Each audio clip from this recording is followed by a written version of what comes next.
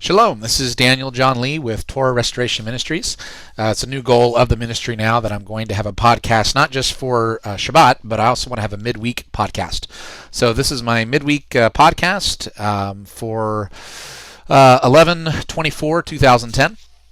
And the topic today is, can women teach biblical doctrine? I know this is a pretty hot topic, always very controversial, especially when it's presented to men and women, depending on what perspective you're coming from. But I want to make this very, very clear and very, very to the point. I want to start off with the passage that often causes a lot of controversy. It's found in the Brit Hadashah, the Renewed Covenant, in 1 Timothy chapter 2, starting in verse 9. In like manner also, that women adorn themselves in modest apparel, with shamefacedness and sobriety, not with braided hair or gold or pearls or costly array, but which becomes women professing godliness with good works. Let the woman learn in silence with all subjection.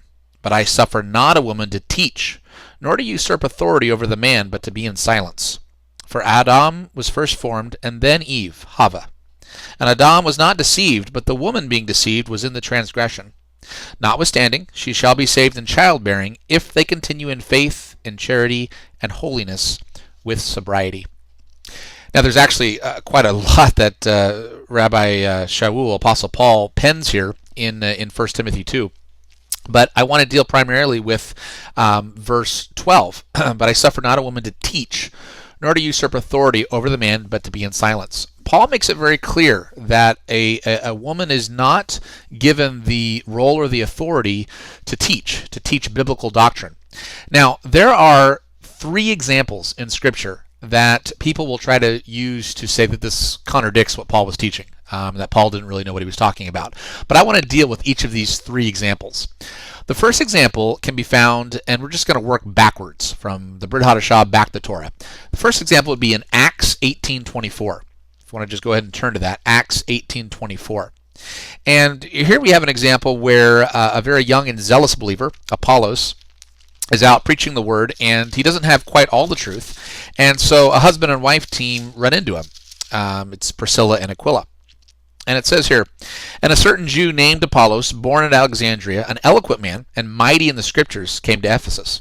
This man was instructed in the way of Yahweh, and being fervent in the Spirit, he spoke and taught diligently the things of Yahweh, knowing only the immersion of Yochanan. And he began to speak boldly in the synagogue, whom when Aquila and Priscilla had heard, they took him unto them, and expounded unto him the way of Yahweh more perfectly. Okay, so here they say, oh, look, Priscilla, the woman, look, she's teaching.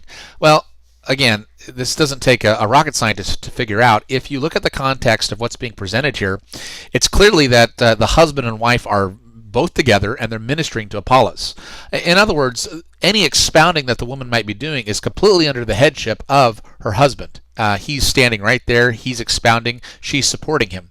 That's very clear. So that in no way contradicts what Apostle Shaul states in 1 Timothy 2. The second example can be found in both 2 Chronicles 34 and 2 Kings 22. Those are both same passages, and we're talking about Huldah the prophetess. Now, Huldah the prophetess, what she does is she gives a warning, a proclamation, and it's a very clear warning to those that she's giving it to. She is not in any way teaching doctrine. She's not trying to instruct people on how the Torah works or how we're to apply it to our lives. She simply gives a very black and white warning. Says, look, this is what Yahweh's going to do. He's going to destroy, and he's going to be tender to a certain king. He's going to destroy these apostate Israelites.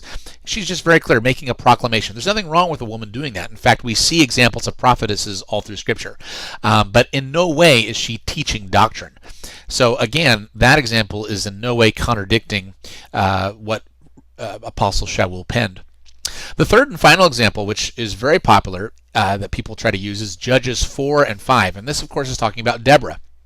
Now, I don't need to mention the fact that Deborah, who was a judge, also had a husband whom she was submitted to. In fact, her husband's name is listed at the very first few verses when you read Judges 4. But if you actually take into account the things that Deborah did and said, you'll discover that Deborah actually, well, she encourages Barak to do what he already knew to do, what he already should have been acting upon, but he wasn't, that Yahweh had already spoken to him. So Deborah encourages him to do what he already knew he should be doing. And then once they win the victory, Deborah then gives a loud proclamation of praise and worship. No different than what Miriam did when they crossed the Red Sea, and Miriam led everyone in praise and worship. Nothing wrong with a woman doing that either. But when Paul is talking about teaching, he's specifically talking about women teaching doctrine, instructing men in how to keep the Torah, how to apply it to their lives, how to go. This is a responsibility and a role that is strictly relegated to the elders or to men because of how sin affected the different genders, men and women. It's not to in any way denigrate women. It doesn't somehow make them inferior. It simply shows that there were negative effects of sin on both men and women, and so Yahweh established very, very clear parameters and rules for both of them to fulfill. And this was a very clear line that was not only drawn in Torah, but Apostle Shaul emphasized and repeated. So I hope this makes this issue very, very clear. I know a lot of times it gets very, very murky. I was even in a congregation once where the teacher had the audacity to say that, well, clearly Apostle Paul was wrong here, and this was just his opinion. Well, no, this isn't his opinion. When Apostle Paul says that it's his opinion, for instance, when he talks about some of the things involving marriage and divorce, and he says this is from me and not Yahweh, he makes that very clear.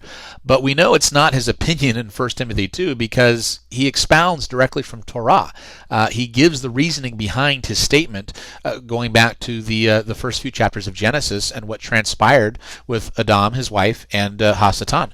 So it's very, very clear that this is not Paul's opinion, and of course we know Apostle Shaul was very well versed in the Torah and the prophets, and he knew what he was talking about. So we always need to make sure that before we assume something about what Paul is saying, that we make sure our thinking is correct and we're applying things in the right way.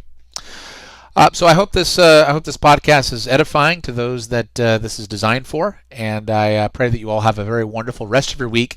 We'll have a very special prophetic podcast coming out for Shabbat. Yah bless. Shalom.